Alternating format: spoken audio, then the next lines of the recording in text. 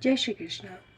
श्लोक 16 अध्याय 6 से आगे का वर्णन।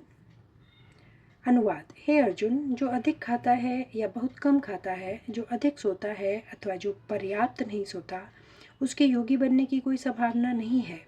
तात्पर्य: यहाँ पर योगियों के लिए भोजन तथा नींद के नियमन की संस्तुति की गई है।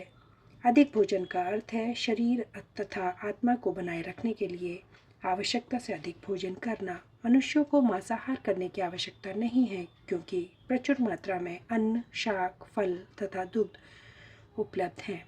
ऐसे सारे भोज्य पदार्थ भगवत गीता के अनुसार सतोगुणी माने जाते हैं।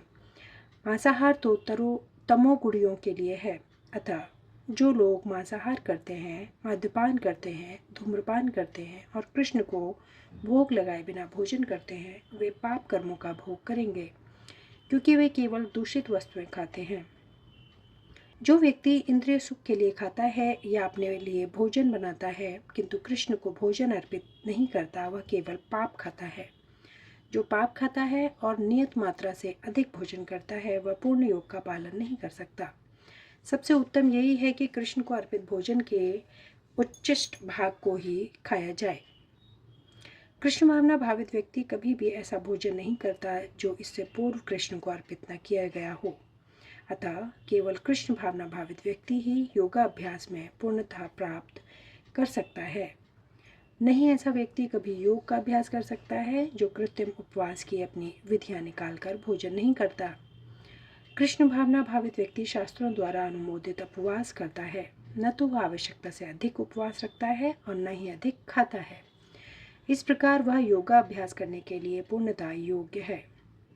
जो आवश्यकता से अधिक खाता है, वह सोते समय अनेक सपने देखेगा, अतः आवश्यकता से अधिक सोएगा। मनुष्य को प्रतिदिन 6 घंटे से अधिक नहीं सोना चाहिए। जो व्यक्ति 24 घंटे में से 6 घंटे से अधिक सोता है, वह अवश्य ही तमोगुणी है। तमोगुणी व्यक्ति आलसी होता है और अधिक सोता है। ऐसा व्यक्ति योग नहीं साध सकता। श्लोक 17 अनुवाद।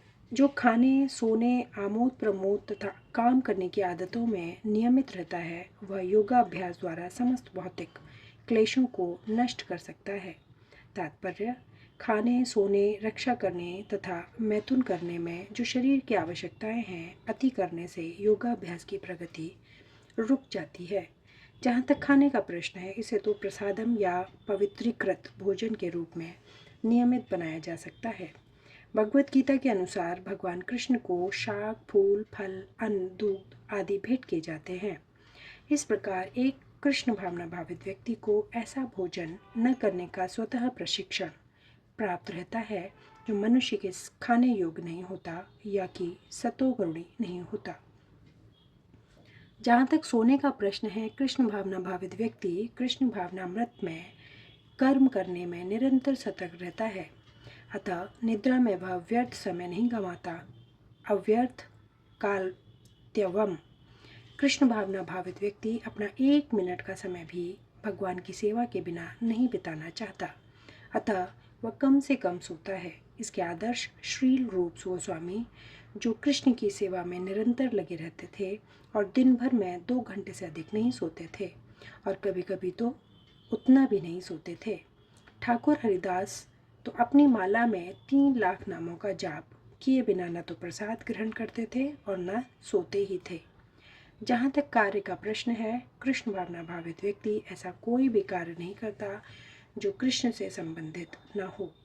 इस प्रकार उसका कार्य सदैव नियमित रहता है और इंद्रिय तृप्ति से अदूषित। चूँकि कृष्ण भावना भावित व्यक्ति के लिए इंद्र तृप्ति का प्रश्न ही नहीं उठता, अतः उसे तनिक भी भौतिक अवकाश नहीं मिलता। चूँकि वह अपने कार्य, वचन, निद्रा, जागृति तथा अन्य सारे शारीरिक कार्यों में नियमित रहता है, अतः उसे कोई भौतिक दुख नहीं सताता। श्लोक 18 अनुवाद। जब योगी योगाभ्यास द्वारा अपने मानसिक कार्यकलापों को वश में कर लेता है और अध्यात्म में स्थित हो जाता है, अर्थात समस्त भौतिक इच्छाओं से रहित हो जाता है, तब वह योग में सुस्थिर कहा जाता है। तात्पर्य: साधारण मनुष्य की तुलना में योगी के कार्यों में यह विशेषता होती है कि वह समस्त भौतिक इच्छाओं से मुक्त रहता है, जिनमें मैथुन प्रमुख है। एक पूर्ण योगी अपने मानसिक कार्यों में इतना अनुशासित होता है कि उसे कोई भी भौतिक इच्छा विचलित नहीं कर सकती। यह सिद्ध अवस्था कृष्ण भावना भावित व्यक्तियों द्वारा स्वतः प्राप्त हो जाती है, जैसा कि श्री भागवत में कहा गया है। राजा अम्बरीश ने सर्वप्रथम अपने मन को भगवान के चरण कमलों पर स्थिर कर दिया, फिर क्रमशः अपनी वाणी को कृष्ण के गुणानुवाद में लगाया।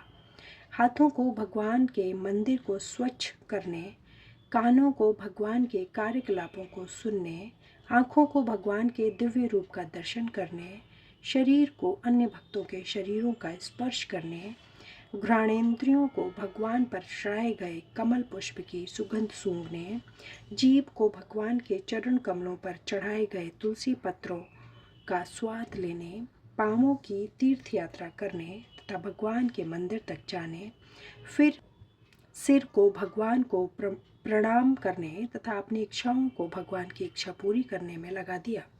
ये सारे दिव्य काम शुद्ध भक्त के सर्वथा अनुरूप हैं। निर्विशेषवादियों के लिए यह दिव्य व्यवस्था अनिर्वचनीय हो सकती है, किंतु कृष्ण भावना भावित व्यक्ति के लिए यह अत्यंत सुगम एवं व्यवहारिक है। जैसा कि महाराज अम्बरीश की वर्णित जीवनचर्या से स्पष्ट हो जाता है, जब तक निरंतर स्मरण द्वारा भगवान के चरण कमलों में मन को स्थिर नहीं कर लिया जाता, तब तक ऐसे दिव्य कार्य व्यवहारिक नहीं बन जाते। अतः भगवान की भक्ति में इन विहित कार्यों को अर्चन कहते हैं, जिसका अर्थ है समस्त इंद्रियों को भगवान की सेवा में लगाना। इंद्रियों तथा मन को कुछ न कुछ कार्य चाहिए, कोरा निग्रह व्यवहारिक नहीं है। अतः सामान्य लोगों के लिए, विशेषकर जो लोग संन्यास आश्रम में नहीं हैं, ऊपर वर्णित इंद्रियों तथा मन का दिव्य कार्य ही दिव्य सफलता की सही विधि है, जिसे भगवत गीता में युक्त कहा गया है। श्लोक 19 अनुवाद। जिस प्रकार वायु रहित स्थान में दीपक हिलता डुलता नहीं, उसी तरह जिस योगी का मन वश में होता है वह आत्म तत्व के ध्यान में सदैव स्थिर रहता है। तात्पर्य: कृष्ण भावना भावित व्यक्ति अपने आराध्य देव के चिंतन में उसी प्रकार अविचलित रहता है जिस प्रकार वायु रहित स्थान में एक दीपक रहता है। श्लोक 20 से आगे का वर्णन अगले वीडियो में। धन्यवाद। जय श्री कृष्ण।